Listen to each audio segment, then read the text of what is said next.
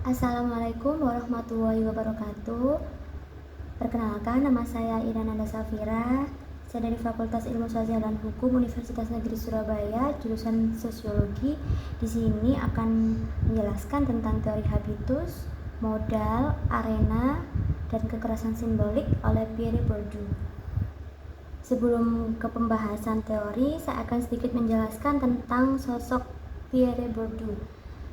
Bourdieu lahir di Dinguin, Pyrénées-Atlantik, Prancis pada tahun 1930. Ayahnya seorang pegawai kantor pos. Karirnya pendidikan dimulai dari Lycée de Pau, kemudian sekolah menengah atas Lycée de Louis Grand Paris, mengambil fakultas sastra di Paris. Pada tahun 1951, ia melanjutkan pendidikannya di salah satu institusi pendidikan elit di Paris. Puncak karir akademis dicapainya ketika dinobatkan sebagai pakar sosiologi dan menggantikan Raymond Aron memimpin Collège de France pada tahun 1981. Posisi intelektualnya semakin kuat ketika mendapatkan penghargaan medali emas dari Pusat Ilmiah Nasional pada tahun 1993. Bourdieu termasuk salah satu pemikir secara gemilang, mampu meletakkan pengalaman hidupnya sebagai salah satu sumber yang memberikan inspirasi teoretik bagi karya-karyanya.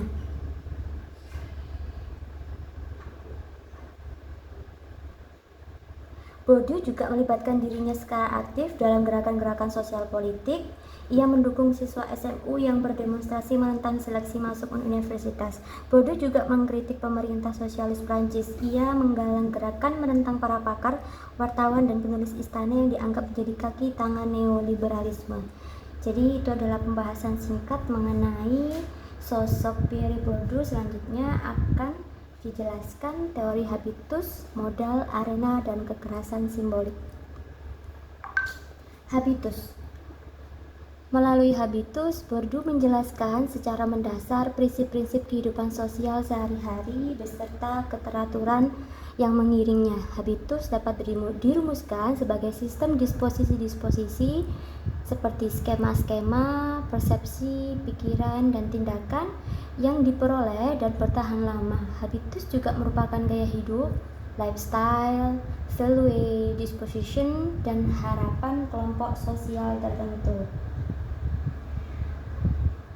Dengan habitus, Bourdieu ingin mendamaikan antara agensi dan struktur yang ada dalam perdebatan sosiologi selama ini, karena selalu diperhadapkan secara diametral. Upaya mendamaikan relasi antara agensi dan struktur ini dinamakan Bourdieu dengan strukturalisme genetik, yaitu analisa struktur-struktur objektif yang tidak bisa dilepaskan dari analisis asal-usul struktur mental dalam individu biologis.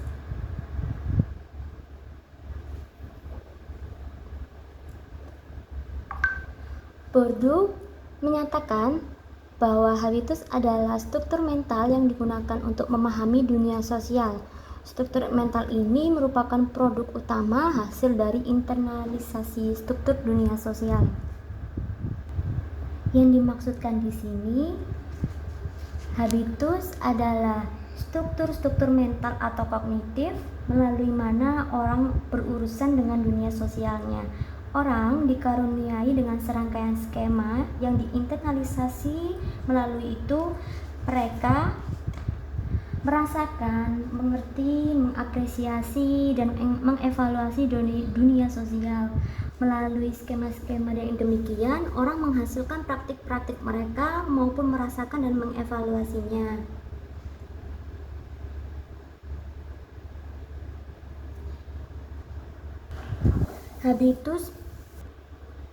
Habitus mengizinkan orang untuk memaknai dunia sosial, tetapi keberadaannya banyak habitus yang berarti bahwa dunia sosial dan struktur-strukturnya tidak memaksakan dirinya seragam dengan pada semua aktor. Meskipun habitus adalah struktur yang diinternalisasi yang membatasi pemikiran dan pilihan tindakan, ia tidak menentukannya. Kurangnya determinisme adalah salah satu hal utama yang membedakan pendirian Bourdieu dari pendirian strukturalis alus utama. Habitus hanya menyarankan apa yang seharusnya dipikirkan dan seharusnya dipilih orang untuk dilakukan. Orang-orang terlibat di dalam pertimbangan mendalam yang dasar atas pilihan-pilihan, meskipun proses pembuatan keputusan tersebut mencerminkan pelaksanaan habitus itu sendiri. Sehingga habitus akan memberikan prinsip-prinsip yang digunakan orang untuk membuat pilihan-pilihan dan memilih strategi-strategi yang akan mereka gunakan di dunia sosial. Bourdieu menyatakan bahwa habitus tidak dapat dipahami secara tunggal, namun memiliki makna yang beragam. Yang pertama, habitus merupakan pengkondisian yang dikaitkan dengan keberadaan suatu kelas. Keseragaman habitus dalam kelompok suatu kelas menjadi dasar perbedaan gaya hidup dalam suatu masyarakat. Karena habitus ini terbentuk melalui interaksi individu dengan struktur objektif dunia sosialnya, secara otomatis struktur subjektif akan menyesuaikan dengan struktur objektif dunia sosial tersebut.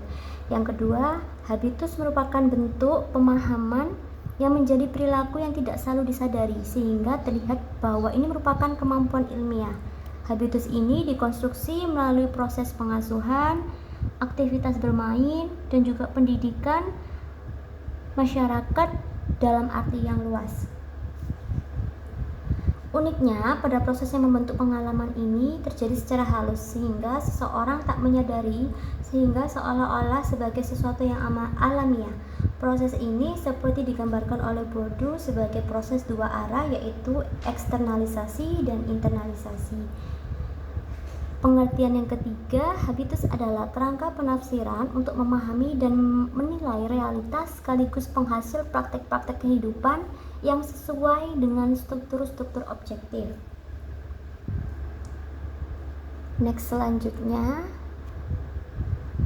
habitus merupakan struktur intern yang selalu dalam proses restrukturasi. Meskipun habitus merupakan struktur internal yang memberikan pilihan tindakan, tetapi habitus tidak menjadi determinan suatu tindakan. Habitus itu hanya sekedar menyarankan apa yang seharusnya dipikirkan orang dan apa yang seharusnya dipilih untuk dilakukan. Habitus merupakan struktur kognitif yang memediasi individu internal dan realitas sosial eksternal. Proses ini terjadi melalui sekumpulan skema yang telah diinternalisasi sehingga manusia dapat memahami, menghargai, dan mengevaluasi realitas sosial. Di samping habitus, Bourdieu juga membicarakan tentang modal, posisi seseorang di dalam ranah atau arena sosial yang sangat tergantung jumlah modal yang dimilikinya. Modal tersebut dapat dikategorikan dalam 4 hal, yaitu modal ekonomi, sosial, budaya, dan simbolik. Modal yang pertama adalah modal ekonomi atau ekonomi kapital. Merupakan modal dalam bentuk kekayaan yang dimiliki aktor. Jumlah kepemilikan seseorang terhadap kekayaannya akan menentukan posisi dan kehidupannya dalam arena kehidupan sosial. Modal tersebut dapat dikategorikan dalam 4 hal. Maksud saya contoh dari modal yang pertama. Contoh dari modal yang pertama, dengan uang yang banyak, seseorang akan mudah memiliki sesuatu yang dibutuhkan untuk mendapatkan modal simbolik, seperti membeli rumah, mobil mewah, perhiasan mahal, dan lain-lain. Juga untuk dapat mengakses biaya pendidikan pada institusi pendidikan ternama. Modal yang kedua yaitu cultural capital, serangkaian kemampuan atau keahlian individu, termasuk di dalamnya seperti pengetahuan, keterampilan, cara bergaul, dan lain-lain yang berperan di dalam penentuan dan reproduksi kedudukan sosial.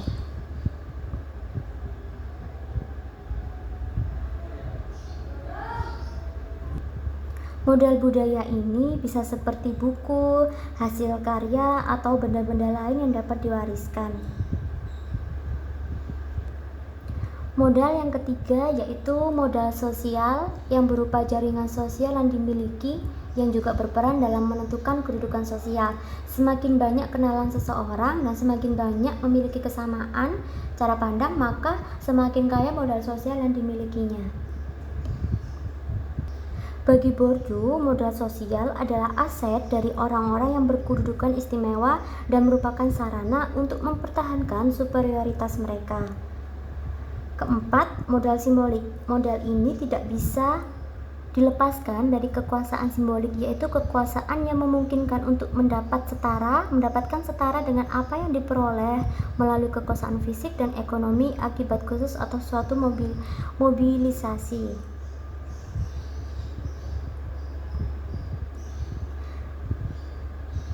Kelas yang dominan adalah kelas yang memiliki volume terbesar dari keempat modal tersebut, sedangkan kelas bawah adalah yang memiliki modal paling sedikit. Selanjutnya adalah arena atau ranah. Merupakan suatu arena di mana setiap aktor berinteraksi. Kapasitas interaksi tersebut sangat ditentukan berdasarkan modal-modal yang dimilikinya. Pelaku yang mempunyai jenis-jenis modal tertentu akan menjadi dominan di area-area tertentu sehingga aktor dapat melakukan dominasi dalam suatu arena atau medan sosial tertentu tergantung pada kepemilikannya akan jenis-jenis modal yang dibutuhkan untuk bermain dalam arena tersebut. Yang dimaksudkan di sini, untuk dapat masuk dan diterima dalam suatu arena, maka aktor harus memiliki pengetahuan mengenai aturan permainan yang berlaku di arena tersebut. Bila tidak, maka seseorang tidak akan diterima dalam sebuah arena.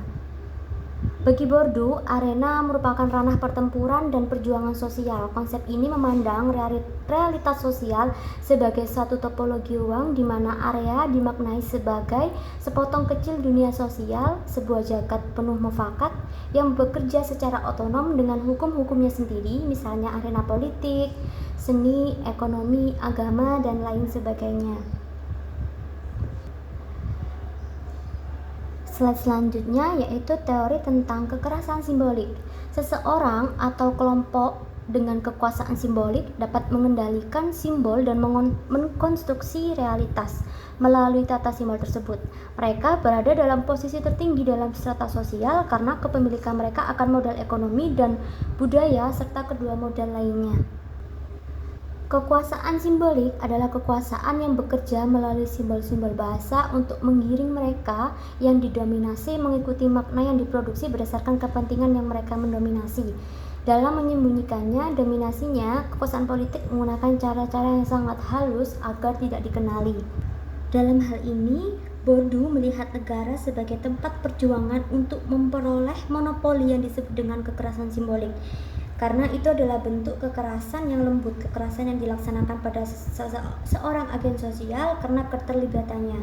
Kekerasan simbolik itu dipraktekkan secara tidak langsung, sebagian besar melalui mekanisme-mekanisme budaya dan berlainan dengan bentuk-bentuk pengendalian sosial yang lebih langsung yang sering menjadi fokus perhatian para sosiolog. Contohnya, sistem pendidikan adalah lembaga utama yang mempraktekkan kekerasan simbolik kepada rakyat untuk menerapkan ide-ide kekerasan simbolik. Bahasa, makna, sistem simbolik, orang yang sedang berkuasa dipaksakan kepada anggota populasi lainnya. Mengapa? Hal itu akan membantu menunjang posisi orang-orang yang sedang berkuasa dengan antara lain menggabungkan para anggota masyarakat yang lainnya, apa yang sedang mereka lakukan dan membuat pihak yang mendominasi mereka menerima kondisi mereka yang terdominasi sebagai hal yang sah. Jadi, melalui strata dan strategi-strategi, para pemangku posisi tersebut akan berusaha secara individual atau kolektif melindungi atau memperbaiki posisi mereka dan memaksakan prinsip hierarkisasi yang paling menguntungkan bagi produk-produk mereka sendiri. Itulah kenapa strategi-strategi para agen tergantung pada posisi-posisi mereka di dalam medan itu sendiri. Jadi kurang lebihnya seperti itu penjelasan yang bisa saya berikan mengenai teori habitus, modal, arena, dan kekerasan simbolik oleh Pierre Bourdieu. Kurang lebihnya saya mohon maaf apabila ada salah-salah kata, mohon dimaafkan. Apabila ada kekurangan penjelasan juga mohon dimaafkan. Sekian dari saya. Wassalamualaikum warahmatullahi wabarakatuh.